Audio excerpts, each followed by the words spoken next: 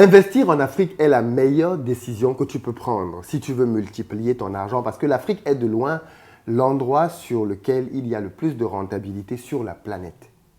En revanche, investir en Afrique comporte des risques dont on parle très peu. Et ce que je me propose de faire dans cette vidéo, c'est de te partager les 3 principaux risques qu'il faut absolument que tu connaisses avant d'investir en Afrique. Le troisième, très peu de personnes le connaissent et pourtant, il a déjà causé énormément de dégâts.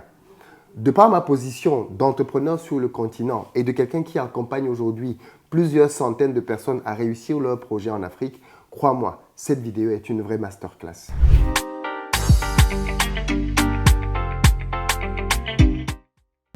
Salut à toi, bienvenue sur ma chaîne, moi c'est Philippe Simo et si je te parle d'entrepreneuriat, de mindset, de gestion des finances, parce que c'est grâce à tout ça qu'on va développer notre continent. Donc si toi aussi tu veux participer à cette belle aventure, tu es au bon endroit pour ça. Tu t'abonnes, tu actives la cloche des notifications et tu seras ainsi informé de l'apparition de toutes nos vidéos business quotidiennes comme celle-ci qui t'apportent du très bon contenu. Pour ceux d'entre vous qui venaient en Côte d'Ivoire prochainement ou alors qui habitaient en Côte d'Ivoire, vous le savez déjà, on a créé une société de location de voitures sur place qui met à votre disposition en fonction de votre budget SUV, pick-up, berline. Le numéro s'affiche, n'hésitez pas à nous contacter. Et puis depuis peu, on a mis sur place aussi des appartements que vous pouvez louer. Donc là aussi, vous nous contactez au numéro qui s'affiche pour réserver vos appartements. Dans la barre de description, vous avez les liens qui vont bien à cet effet. Quand il s'agit d'entrepreneuriat et d'investissement en Afrique, la première erreur que je vois beaucoup de gens commettre et qui cause énormément de dégâts est de prendre tout leur argent pour aller investir en Afrique. En réalité, c'est là une erreur trop grave. Pourquoi? Parce qu'en fait, quand vous avez un projet en Afrique, et peu importe d'ailleurs l'endroit où vous avez un projet, vous ne devez jamais prendre tout votre argent pour le mettre dans un projet. Ne faites jamais cette erreur. Jamais au grand jamais.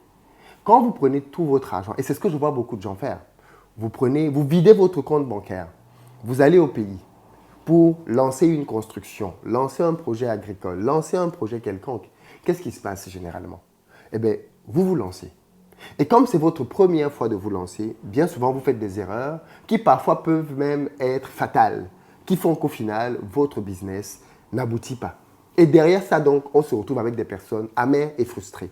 Vous en avez beaucoup comme ça, qui quand elles vous parlent de l'Afrique, elles vous disent « oh, c'est pas la peine, j'ai essayé, ça n'a pas marché, j'ai perdu tout mon argent en Afrique ». Beaucoup de gens vous tiennent ce genre de discours. Et c'est peut-être ton cas, toi qui écoutes cette vidéo en ce moment. Tu as peut-être pris tout ton argent et tu es allé l'investir en Afrique. Mais ce que tu dois comprendre, c'est que la première erreur que tu as faite, c'est d'avoir pris la totalité de ton argent.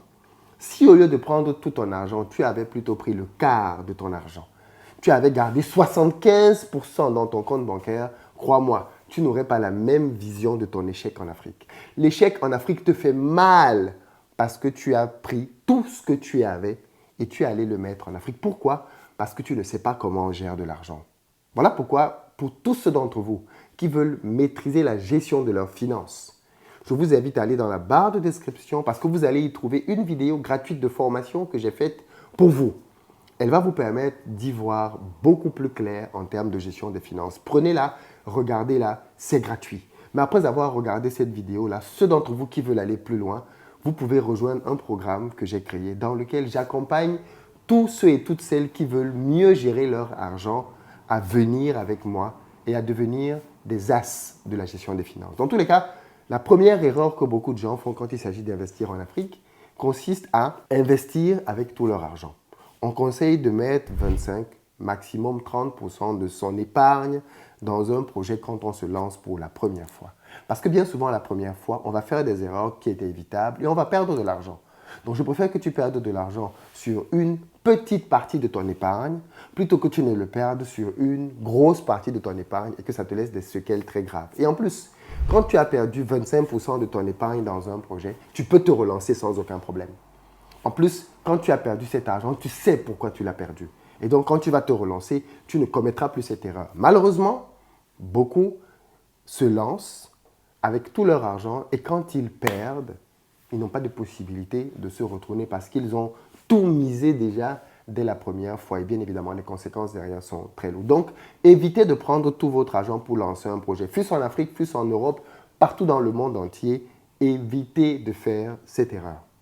La deuxième erreur que je vois beaucoup de gens commettre quand il s'agit de lancer des projets en Afrique, c'est la condescendance. Quand on vient, notamment de l'Europe ou de l'Amérique, de l'Occident en tout cas, pour lancer un projet en Afrique, on est condescendant parce qu'on part du principe que c'est moi qui sais en fait.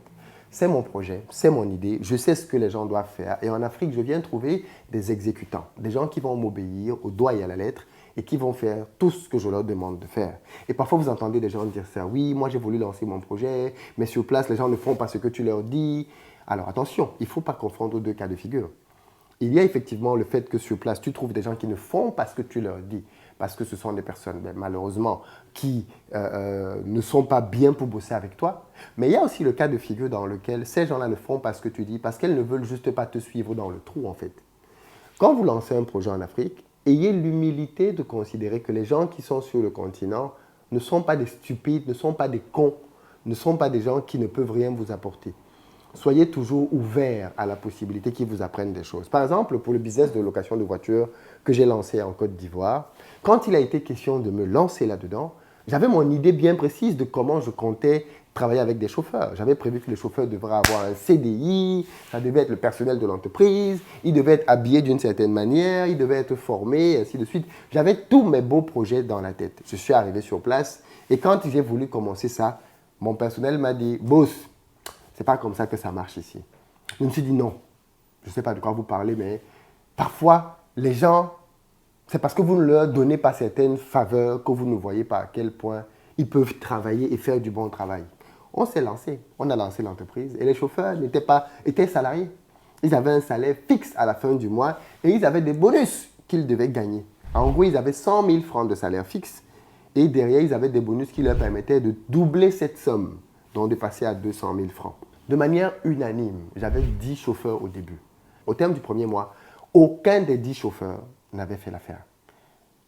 Mes plus proches collaborateurs m'ont interpellé pour me dire « Boss, on t'avait dit que ton histoire de venir ici et de donner les contrats aux gens, c'est pas bon, ça ne marche pas. Permets à ces gars d'être dans le même mode de paiement que tous les autres chauffeurs à l'extérieur, c'est-à-dire ils te versent tous les jours une recette fixe qui a été déterminée et ils ont un jour pour se payer. Les chauffeurs préfèrent ce système-là. » J'ai dit « Ok, d'accord, on va tester. » Quand on a basculé sur ce système-là, comme par enchantement, les chauffeurs qui ne parvenaient jamais à verser la somme qui était attendue se sont retrouvés à verser beaucoup plus. Comme par enchantement, le même gars, avec la même voiture dans la même ville, les chiffres ont commencé à augmenter. Aussi simple que ça, parce qu'il était maintenant intéressé différemment par rapport au chiffre d'affaires qu'il générait. Donc c'est très important quand vous voulez entreprendre dans un pays, dans une ville, de comprendre quels sont les codes, quels sont les us et les coutumes de l'endroit vers lequel vous voulez entreprendre et de ne pas venir uniquement avec vos grandes idées. Soyez humble. Considérez que les gens sur place ont beaucoup à vous apprendre et qu'ils peuvent vous aider à réussir votre projet. Donc vraiment, tous ceux d'entre vous qui veulent entreprendre en Afrique, je suis formel là-dessus. Assurez-vous que dans votre équipe, vous avez des collaborateurs qui vont vous dire comment vous devez faire sur place pour customiser votre projet. Et parfois, j'entends des gens faire des critiques en disant « Oui, mais toi, tu ne fais pas ci, tu ne fais pas ça, comme en Europe. » Mais l'Afrique, ce n'est pas l'Europe. L'Afrique, ce n'est pas l'Amérique. L'Afrique, ce n'est pas l'Asie. C'est l'Afrique. Et l'Afrique a ses réalités. Et il faut en tenir compte quand on veut faire un projet. Sinon, on va le payer très cher à la fin de la journée. La troisième erreur que je vois beaucoup de personnes de la diaspora faire quand il s'agit de lancer des projets en Afrique, c'est que vous rentrez en Afrique pour lancer un projet et vous vous comportez comme si vous étiez en vacances. Quand on vient en vacances en Afrique pour 2 semaines, 1 mois, on apporte beaucoup d'argent pour un court séjour. Donc, on va vivre dans un appartement de haut standing, on va vivre dans un hôtel, on va vivre dans un beau quartier, on va avoir un chauffeur, on va avoir peut-être une voiture de location, on va manger souvent à l'extérieur, au restaurant, on va inviter beaucoup de gens, on va souvent sortir, aller en club, ainsi de suite. Parce qu'on est là pour un intervalle de temps très court. On est là pour décompresser peut-être de la pression qu'on a en Occident. On est là pour passer du bon temps, retrouver des amis. Et le mindset n'est pas le même que quand on vient pour faire du business. Il se trouve que beaucoup de gens, quand ils viennent faire du business, se comportent encore comme des vacanciers. Ils se comportent comme les benguistes, les parigots. Tu viens pour faire un projet. Au lieu de vivre sobrement, tu vis comme quelqu'un qui fait la jet set. Tu vas dans un beau quartier, tu te prends une belle voiture de location, Tu manges souvent à l'extérieur. Donc en fait, tu as un train de vie dépensier.